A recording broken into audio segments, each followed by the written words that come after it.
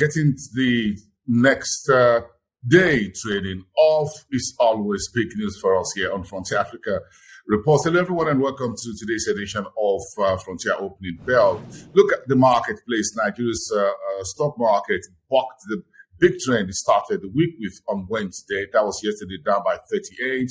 Just a bit of a pullback, but we lost a bit of haircut around the 47,000 on the NGX Osher Index. The BRVM fell by nearly 30 basis points. The Egyptian market continued that strong trajectory, 76 basis points.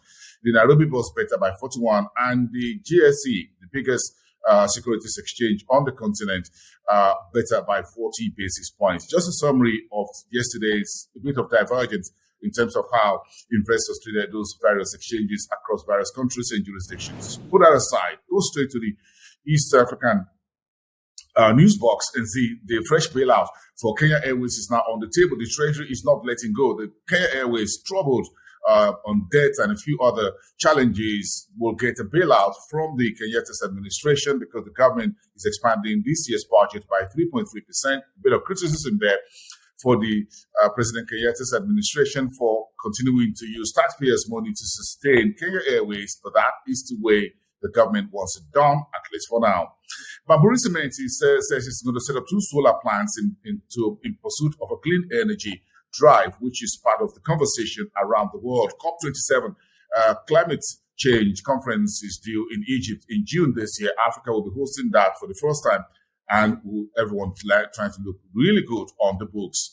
And Tanzania is asking investors to keep a permanent eye on its local sugar production industry, while Ethiopia bonds are the best performing among emerging markets, up 13% in 2021.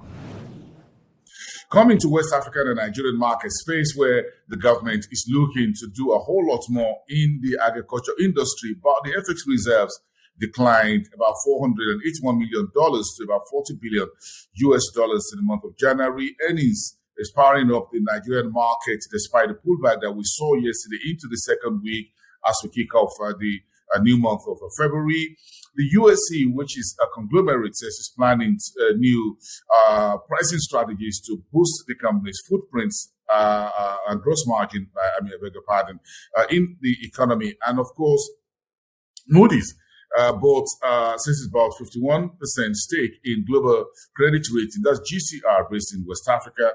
The idea is that Moody's Investor Services want to expand its operations and activities within the West African region with its more coverage, so it's bought into GCR.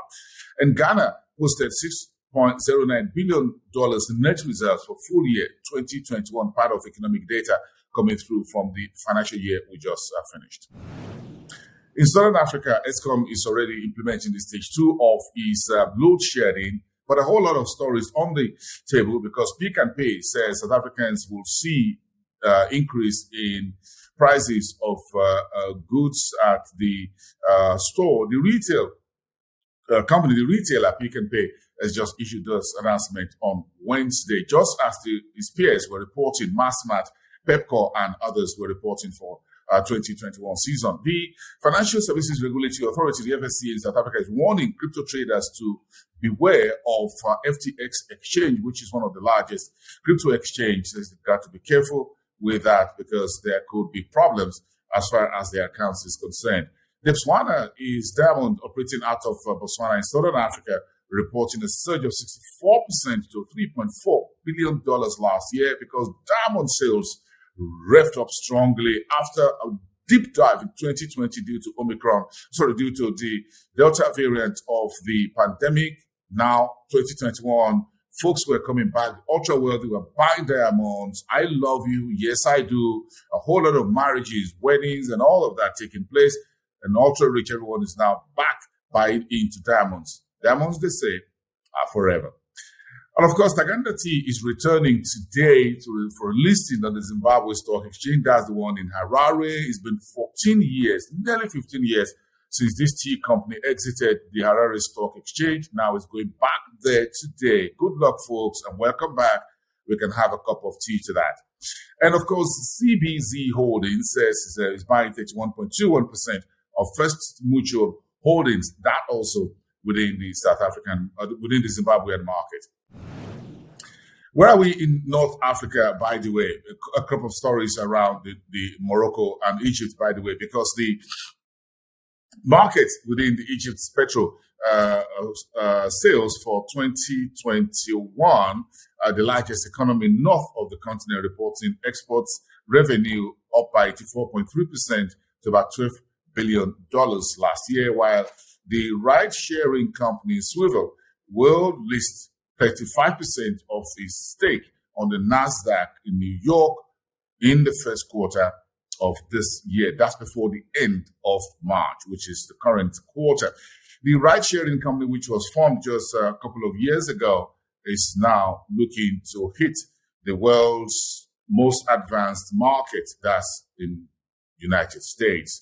And Egypt has raised its a forecast for the economy from 5.6% to 6% for this year, while Morocco's diaspora remittances rose 36.8% to nearly $10 billion as of December last year. Morocco has one of the highest diaspora remittances on the African continent after other economies such as Nigeria and Kenya, as well as Ghana, by the way. Tunisia is issued tender to buy wheat varieties because prices are falling.